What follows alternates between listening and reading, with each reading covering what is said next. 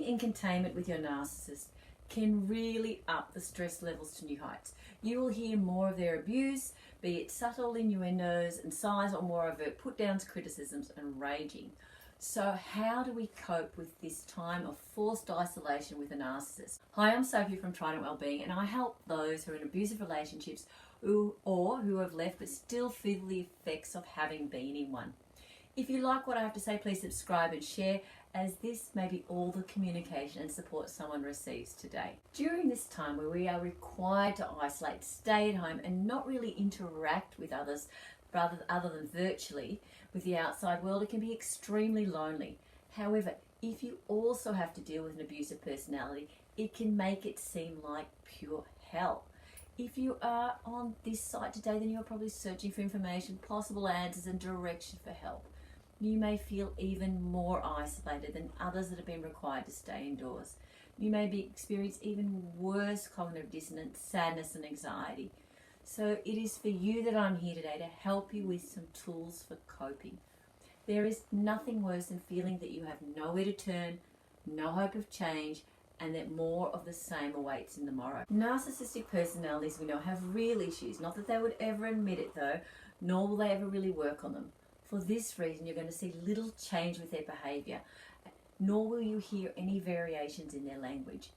It is expected then, without a physical break, you will experience their entitlement relentlessly. Not only will they expect you to cater for their physical needs, but they'll expect you to meet their emotional needs as well. The sad thing is that if you tell them you're tired, overwhelmed, anxious yourself, at best you may receive some sort of cognitive empathy, but it is unlikely that this will be supported or helped with any real behaviour change. If you try and engage them in meaningful conversation that involves them doing something that they may not want to, and this can be anything from helping more around the house, doing something to fix up something or other, jobs, just having a constructive goal or goal-based conversations, then you are probably going to be met with the go-to narc behaviourisms. You may be told that you're too sensitive, so your anxiety is invalidated. You may be told that you're lazy, as now that you aren't working, why can't you keep the house tidy or the kids quiet? Or you may be gaslighted and told that you didn't say something, ask for help, or be useless with finances, and that is why you're in such a predicament financially right now. One client was told that they wouldn't be in this financial situation if she had been better with money, when in reality the money that they did have was because of her careful saving. So whether they deflect the conversation, delete how you asked for help, or generalise any specific points that you are hoping to address, you can be assured that they are not going to be the ones to change. So how do you not only survive but personally thrive in this time of containment? The first thing that you can do is go inward and work on yourself.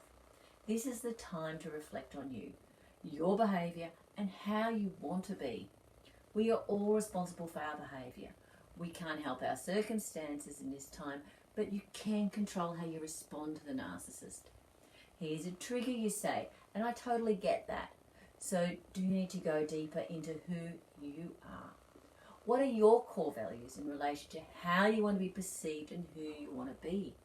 If you can dig down to these, then you're going to live with integrity. For example, you may want connection as a core value, but you're clearly not going to get it from that partner or whoever the narcissist is in your house. So how else can you gain connection, and how else can it look for you? Can it be redirected to connection with friends, family, siblings or children? It is your core value, so you can take it any way you want. Maybe your core value is honesty, and you clearly don't receive that from the narcissist. But if you go internal, are you being honest with yourself? Are you looking after your health, or are you blaming someone else? Are you learning something, or are you making excuses? How can you direct honesty towards your daily work and life? Maybe you have a core value of freedom, and that's the last thing you feel right now. So how can you go about respecting that value? Maybe you take freedom as a choice. I choose not to react to the narcissist baiting in their aim to go on a supply. Maybe I choose to change my negative or sad thoughts to something else.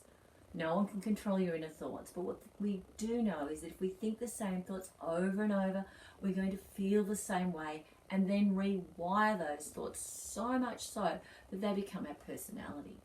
Do you want a negative, depressed personality, or do you want to take back some control? If you choose the first, and it is a choice, that is our freedom, then in the long term, your health can also be affected, and I've spoken of this in other vlogs.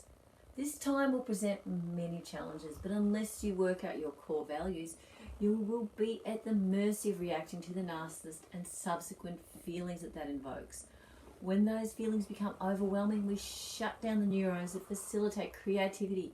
We choose unhealthy options and habits to cope and ultimately we feel worse, and we run a very real risk of getting depressed. So please reach out if you need more help with this. I can be contacted via text, email, messenger, or Skype. I also have positive helps on Instagram, and the link to my emotional abuse course is in the description below. Please don't let this time take you to places and actions that you would rather not. If you like what I have to say, please subscribe and share. It just might help someone else today. And until next time, I'm sending you much love.